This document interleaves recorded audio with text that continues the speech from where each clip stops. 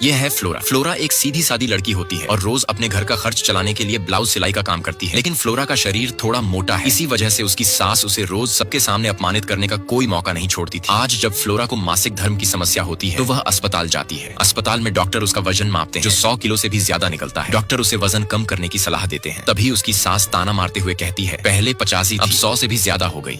यह सुनकर फ्लोरा को बहुत दुख होता है। कुछ देर बाद फ्लोरा घर वापस जाने के लिए तैयार होती है। तभी एक ऑटो वाला उसे घूरने लगता है। फ्लोरा को यह महसूस होता है क्योंकि वह जानती है कि उसका शरीर मोटा है और ऑटो वाला सोचता है कि अगर फ्लोरा उसके ऑटो में बैठे तो उसका ऑटो की टायर फट जाएगा। यह बात फ्लोरा समझ जाती है, इसलिए वह अपने पति को पहले जाने के लिए कहती है और खुद किसी दूसरे ऑटो में जाने का निर्णय लेती है। घर पर उसकी सास कपड़े सजाते हुए फ्लोरा के कुछ ब्लाउज देखकर ताना मारती है, हाथी जैसी हो गई है तो इस ब्लाउज में तो हाथी भी समा जाए। कुछ दिन बाद जब फ्लोरा अपने ग्राहक के लिए नया कपड़ा मंगवाती है तो उसकी सास फिर ताना मारती है, हाँ हाथी जैसे ब्लाउज बना देती है। कौन ग्राहक होगा जो इतना बड़ा ब्लाउज पहनेगा। सास की यह बात सुनकर फ्लोरा को बहुत बुरा लगता है और वह बिना कुछ कहे चुपचाप खाना खाने लगती है। रात को उसका पति बीजू उसे पास बुलाता है और अपनी माँ की बातों को दिल पर न लेने की सलाह देता है। पति की यह सहानुभूति और समर्थन पाकर फ्लोरा बहुत खुश हो जाती है और वे दोनों रात को एक दूसरे के साथ सुकून के पल बिताते हैं। कुछ दिनों बाद बीजू की कमाई थोड़ी कम हो जाती है, इसलिए वह अपनी माँ और पत्नी फ्लोरा से खर्च कम करने की बात करता है। तभी बीजू का छोटा भाई खाना खाते वक्त चुपचाप उठकर जाता है और अपनी गुल्लक से कुछ पैसे लाकर टेबल पर रख देता है। यह देखकर फ्लोरा की सास थोड़ी भावुक हो जाती है। अगले दिन फ्लोरा एक ग्राहक की ब्लाउज की नाप ले रही होती है। उसी दौरान एक ग्राहक कहती है, मेरा यूट्यूब चैनल है, उसे सब लोग सब्सक्राइब कर देना। जब फ्लोरा उसका वीडियो देखती है तो उसमें केवल हाथ ही दिखते हैं। फ्लोरा उससे पूछती है कि वह अपना चेहरा क्यों नहीं दिखाती। इस पर वह ग्राहक कहती है, मैं मोटी हूँ, इसलिए अगर लोग मेरा चेहरा या शरीर देखेंगे तो मेरा चैनल सब्सक्राइब नहीं करेंगे, इसी वजह से मैं वीडियो में अपना चेहरा नहीं दिखाती। अब फ्लोरा अपने पति के लिए मस्त मछली फ्राई बना रही होती है। तभी पड़ोस की लड़की पिंकी, जो कि सुंदर और आकर्षक है, फ्लोरा के घर आती है और फ्लोरा की सास से 2 अंडे मांगती है। फ्लोरा की सास पिंकी से पूछती है, तू 2 अंडे का क्या करेगी। पिंकी जवाब देती है, मैं बॉडी फिटनेस की मॉडलिंग करती हूं, इसलिए रोज 2 अंडे खाकर अपनी बॉडी को स्लिम और फिगर में रखना पड़ता है। ये सुनकर फ्लोरा को गुस्सा आ जाता है। वह तुरंत पिंकी को अंडे देते हुए कहती है, अपना भाषण बंद कर और यहाँ से निकल जा। कुछ दिन बाद फ्लोरा की सास दुकान पर सामान खरीद रही होती है। तभी वहीं पिंकी आ जाती है। फ्लोरा की सास पिंकी से पूछती है, तू क्या क्या खाती है जो इतनी पतली और शानदार फिगर में है। पिंकी मुस्कुराकर कहती है, मैं रोज 2 अंडे खाती हूँ और 2 गिलास जूस पीती हूँ, इसी वजह से मेरा शरीर इतना स्लिम और हॉट बना है। उधर फ्लोरा अपनी मोटी सहेली से एक फैशन डिजाइन की किताब लेती है। रात को वह उस किताब को पढ़ती है और सुबह अपनी डायरी में लिखती है, फैशन का मतलब मोटा या पतला होना नहीं, फैशन का मतलब है खुद को अच्छे से सजाना। इसके बाद वह अपने सिलाई मशीन के पास बैठकर नए नए डिजाइन की ड्रेसेस बनाना शुरू कर देती है और बहुत खुश होती है। धीरे धीरे फ्लोरा एक से बढ़कर एक शानदार डिजाइन बनाती है। उसके पास अब कई ग्राहक आने लगते हैं और वह अपनी मेहनत से अच्छा खासा पैसा कमाने लगती है। इसी बीच फ्लोरा का देवर फ्लोरा मोटी नाम से एक फेसबुक अकाउंट बना देता है और उसी दिन फ्लोरा की लिखी गई डायरी की बात को फेसबुक पर पोस्ट कर देता है। इस पोस्ट को देखकर 5000 तक फॉलोअर्स बन जाते हैं और सभी फॉलोअर्स मोटी फ्लोरा की फोटो मांगने लगते हैं।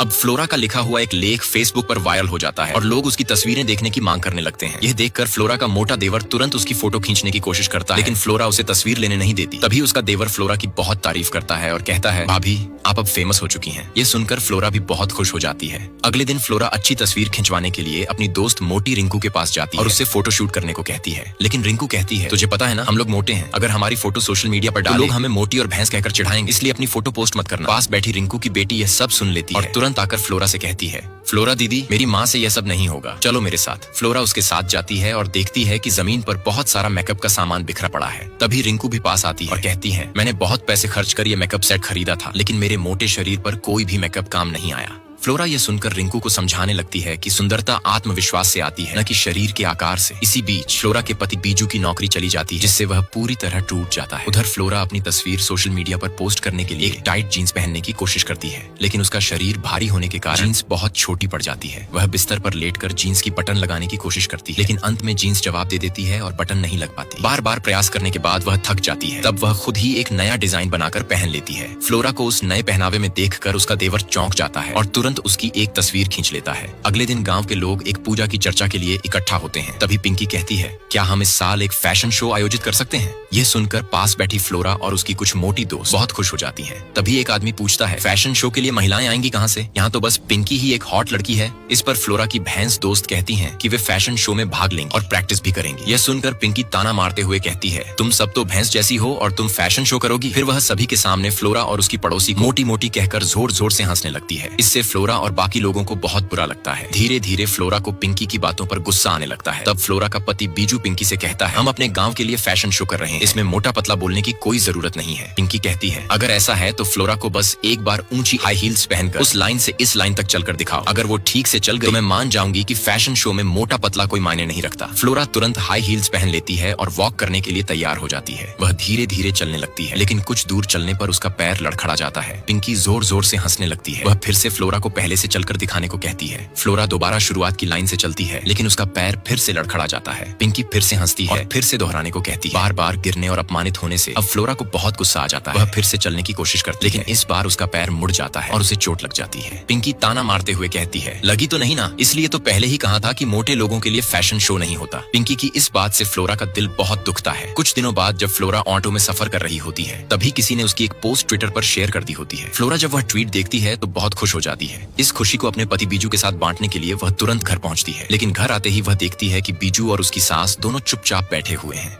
फ्लोरा बीजू से पूछती है, क्या हुआ, आप इतने चुप क्यों हैं? तब बीजू अपने मोबाइल पर एक मैसेज दिखाता है, उसकी नौकरी चली गई है। यह सुनकर फ्लोरा भी उदास हो जाती है। वह अपने दोस्तों के पास जाकर बैठती है और सोचने लगती है। तभी उसकी कुछ मोटी दोस्त उसे समझाती हैं, सब ठीक हो जाएगा, तुम बस हिम्मत मत हारो। इस बीच बीजू बेरोजगार हो चुका होता है, इसलिए फ्लोरा अपनी कमाई से रोज पैसे बीजू के वॉलेट में रख देती है। तभी एक दिन फ्लोरा को एक फैशन शो से ईमेल आता है, जिसमें लिखा होता है कि उसे XXL साइज की ड्रेस पहनकर एक फोटो भेजनी है और इसके बदले उसे 45,000 रुपए मिलेंगे। अब जब फ्लोरा को पता चलता है कि उसे एक फैशन शो में उनकी ड्रेस पहनकर सिर्फ एक फोटो भेजने पर 45,000 रुपए मिलेंगे, तो वह यह सुनकर बहुत खुश हो जाती है। वह किचन में सब्जी बनाते हुए भी बार बार उसी फैशन शो के बारे में सोचकर मन ही मन मुस्कुराने लगती है। तभी उसके पति बीजू अपने वॉलेट में देखता है कि फ्लोरा ने एक बार फिर 500 रुपए रख दिए हैं। यह देखकर बीजू को महसूस होता है कि अब वह बेरोजगार है और रोज रोज फ्लोरा की कमाई से खर्च चला रहा है। इसी बात से नाराज होकर बीजू फ्लोरा से कहता है, तुम्हें क्या लगता है मैं बेरोजगार हूँ इसलिए तुम बार बार अपने पैसे मेरे वॉलेट में रख देती हो? यह सुनकर फ्लोरा कुछ नहीं कहती। बीजू गुस्से में वहीं फ्लोरा के पैसे फेंक कर चला जाता है। यह देख फ्लोरा को बहुत दुख होता है और वह उन पैसों को उठाकर फूट फूट कर रोने लगती है। अगले दिन फ्लोरा की सहेली रिंकू की बेटी की तबीयत खराब हो जाती है। तब फ्लोरा और उसकी सास दोनों रिंकू के पास जाते हैं और उसकी बेटी की अच्छे से देखभाल करते हैं। उसी दिन फ्लोरा की सास उसे रिंकू के घर रुकने के लिए कहती है। रात में फ्लोरा रिंकू की बेटी के पास ही सो जाती है। रात को जब रिंकू का पति घर आता है तो वह रिंकू पर शक करके उसे गलत सलत बातें बोलता है और झगड़ने लगता है। यह सब देख पास खड़ी फ्लोरा अपने मोबाइल से सारी घटना रिकॉर्ड कर लेती है। जब रिंकू का पति यह देखता है कि सब रिकॉर्ड हो रहा है तो वह तुरंत चुप हो जाता है। अगले दिन फ्लोरा की सास कीर्तन में भाग लेने जाती है और वहाँ कीर्तन की मुख्य अतिथि को फ्लोरा द्वारा बनाया गया एक कीमती कुर्ता उपहार में देती है, तो वे फ्लोरा की बहुत तारीफ करती हैं। उसी खुशी में वे फ्लोरा के पति बीजू के लिए एक नौकरी का भी इंतजाम कर देती हैं। यह सुनकर फ्लोरा बहुत खुश हो जाती है और अगली सुबह बीजू के लिए एक नई शर्ट सिलवाने के लिए फिर से उसकी नाप लेती। अब फ्लोरा अपने पति बीजू को नौकरी मिलने की खुशी में उसके लिए नई शर्ट सिलवाने के लिए उसकी नाप ले रही होती है। तभी बीजू कहता है, मुझे ये नौकरी मेरी काबिलियत से मिली है, किसी की दया से नहीं। यह सुनकर फ्लोरा उदास हो जाती है। वह बिना कुछ कहे बीजू की नाप लेती और अगले दिन उसके लिए नई शर्ट और पैंट बनवा कर दे देती है। बीजू कहता है, शर्ट बहुत अच्छी है, लेकिन फ्लोरा एक शब्द भी नहीं कहती और चुपचाप वहाँ से चली जाती है। इसके बाद फ्लोरा और उसकी सास बीजू को छोड़ने ऑटो स्टैंड तक जाते हैं। वहीं पर पिंकी आ जाती है और एक बार फिर फ्लोरा के नाम पर ताना मारती है। यह सुनकर फ्लोरा को बहुत गुस्सा आता है। फिर फ्लोरा और बीजू दोनों ऑटो में बैठकर रवाना हो जाते हैं, लेकिन गुस्से के कारण दोनों एक दूसरे से बात नहीं करते। जब वे बस स्टॉप पर पहुंचते हैं तब भी एक दूसरे को देखकर भी चुप रहते हैं। फ्लोरा को यह चुप्पी बहुत दुख देती है और वह घर लौटते समय फूट फूट कर रोने लगती है। घर पहुंचकर वह बीजू की शर्ट पकड़कर फिर से रोने लगती है। उधर बीजू जब बस से सफर कर रहा होता है, बस खराब हो जाती है और सब लोग नीचे उतरने लगते हैं। उसी बस में पिंकी भी थी जो उतरने लगती है। बीजू की नजर पिंकी पर पड़ती है और वह उसकी मदद करने जाता है, लेकिन पिंकी ने हाई हील्स पहनी होती है और चल नहीं पा रही होती। उसका पैर लड़खड़ाने लगता है। तब बीजू ताना मारते हुए कहता है, क्या हुआ तुम्हारी हाई हील्स और बॉडी फिटनेस का? आज खुद ही ठीक से चल नहीं पा रही हो। बीजू की बात सुनकर पिंकी को बहुत शर्म महसूस होती है, क्योंकि उसी ने पहले सबके सामने बीजू की पत्नी फ्लोरा को मोटा कहकर अपमानित किया था। आज खुद पर आई तो पिंकी एक शब्द भी नहीं कह पाती और चुपचाप बीजू की बात सुनती रहती है। उधर फ्लोरा की सास बीजू के बाहर नौकरी पर जाने की बात को लेकर बार बार उसी के बारे में सोचती रहती है, जिससे उन्हें चक्कर आ जाता है और वे नीचे गिर जाती हैं। तब फ्लोरा तुरंत डॉक्टर को बुलाता है और अपनी सास की जांच करवाता है। डॉक्टर पूछते हैं, आपकी सास क्या खाती थी? तब फ्लोरा का देवर बताता है कि पिंकी ने एक दिन फ्लोरा की सास से कहा था कि वजन कम करने और अच्छा फिगर पाने के लिए रोज हाइपर लिक्विड पीना होगा।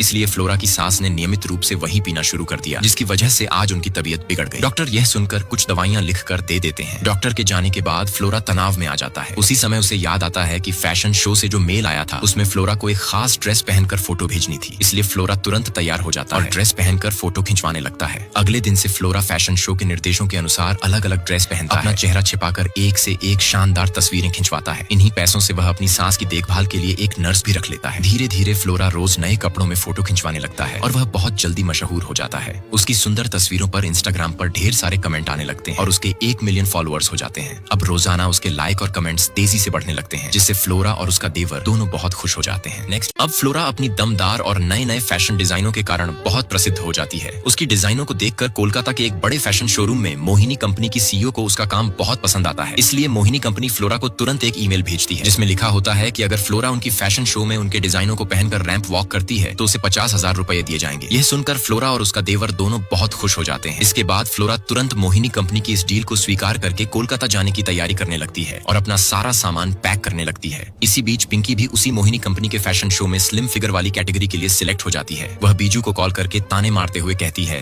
तुम्हारी मोटी फ्लोरा भी उसी फैशन शो में सिलेक्ट हुई है, क्या वह सबके सामने रैंप वॉक कर पाएगी? यह सुनकर बीजू को बुरा लगता है, लेकिन वह पिंकी को करारा जवाब देते हुए कहता है, अगर मेरी बीवी फ्लोरा मोटी है तो क्या हुआ, उसकी फैशन डिजाइन को आज भी बहुत लोग पसंद करते हैं। यह सुनते ही पिंकी को गुस्सा आ जाता है और वह तुरंत कॉल काट देती है। उधर फ्लोरा और उसकी सहेलियां मिलकर कोलकाता की मोहिनी कंपनी के फैशन शो में शामिल होने के लिए निकल पड़ती हैं। थोड़ी ही देर में वे सभी मोहिनी फैशन शो में पहुंच जाते हैं। फ्लोरा के पहुंचते ही उसकी सहेलियां मिलकर उसे बहुत अच्छे से मेकअप करके सजा देती हैं। तभी अचानक फ्लोरा का पति बीजू वहां आ जाता है, जिसे देखकर फ्लोरा भावुक हो जाती है और रोने लगती है। तब बीजू उसे समझाते हैं, जिन लोगों ने तुम्हें मोटी और हाथी कहा, आज तुम उन्हें दिखा दो कि तुम अपने आत्मविश्वास और मेहनत से इतनी ऊंचाई तक पहुंची हो, चाहे तुम मोटी ही क्यों ना हो। तभी पिंकी वहां आ जाती है और बीजू को फ्लोरा के साथ देखकर गुस्से में आकर फिर से फ्लोरा को मोटी और हाथी कहने लगती है। वह बीजू को धमकी देती है, आप अपनी मोटी बीवी को भी इस शो में ले आए और अब ये मेरे साथ रैंप वॉक करेगी, ये कभी नहीं हो सकता। मैनेजर को बुलाओ और इस मोटी को यहाँ से बाहर निकालो। फिर पिंकी सबको इकट्ठा करके एक बड़ा तमाशा करने लगती है। तभी मैनेजर आता है और पिंकी उससे कहती है, यही है बीजू जी की मोटी बीवी फ्लोरा, जो हमारे साथ रैंप वॉक करना चाहती है। मैनेजर शांत स्वर में जवाब देता है, हमारे सीईओ ने स्वयं मिस फ्लोरा को आमंत्रित किया और वे ही इस शो की ओपनिंग करेंगे। अगर किसी को कोई आपत्ति है तो वह स्वयं इस शो से बाहर जा सकता है। यह सुनकर पिंकी को जैसे करंट का झटका लगता है। उसका चेहरा शर्म से लाल पड़ जाता है, मानो उसकी बोलती बंद हो गई हो। तभी बीजू पिंकी से कहते हैं, तुम हर रोज मेरी बीवी को मोटी क्यों कहती हो? क्या मोटे लोग फैशन शो नहीं कर सकते? यह सुनकर पिंकी गुस्से से कांप उठती है, लेकिन बिना कुछ कहे चुपचाप वहां से चली जाती है। नेक्स्ट, अब फ्लोरा सबके सामने पिंकी को नीचा दिखाने की सोचने लगती है। तभी उसकी एक दोस्त उसके पास आती है और कहती है, देखो स्टेज पर सभी लड़कियां ऊंची हील्स पहनकर आत्मविश्वास के साथ चल रही हैं। तुम्हें भी उनसे बेहतर करके दिखाना है, चलो जल्दी चलो। अब फ्लोरा मंच पर जाने से घबराने लगती है, क्योंकि यह उसका पहला रैंप वॉक है। वह घबराई हुई बैठी होती है, तभी उसका नाम पुकारा जाता है। फ्लोरा मन ही मन जय माँ काली कहती है और जैसे ही ऊंची हील्स पहनने जाती है, उसे पिंकी की कही हुई बात याद आ जाती है। वह हील्स को छोड़कर एक साधारण सी चप्पल पहन लेती है और मंच की ओर बढ़ती है। मंच पर जाते हुए फ्लोरा अपने अतीत को याद करती है, जब उसका वजन 100 किलो था, जब ऑटो वाले ने ताने मारे थे और जब पिंकी ने कहा था कि तू मोटी है, तेरे बस की बात नहीं है। ये सब सोचते हुए फ्लोरा आत्मविश्वास के साथ अपनी खास स्टाइल में चलना शुरू करती है। उधर उसका पति बीजू भी पिंकी की कही बात याद करता है कि अगर फ्लोरा मंच पर चढ़ेगी तो मंच टूट जाएगा। लेकिन अगले ही पल फ्लोरा अपने असली अंदाज में ऐसा रैंप वॉक करती है कि सभी दर्शक खुशी से तालियां बजाने लगते हैं। आखिर में फ्लोरा अपना मास्क हटाकर जब स्टेज पर मुस्कुराती है, पूरा हॉल तालियों से गूंज उठता है। उसका पति बीजू भी गर्व से खड़ा होकर तालियां बजाने लगता है और उधर पिंकी जल भुन कर रह जाती है। और यहीं पर इस प्रेरणादायक कहानी का अंत होता है।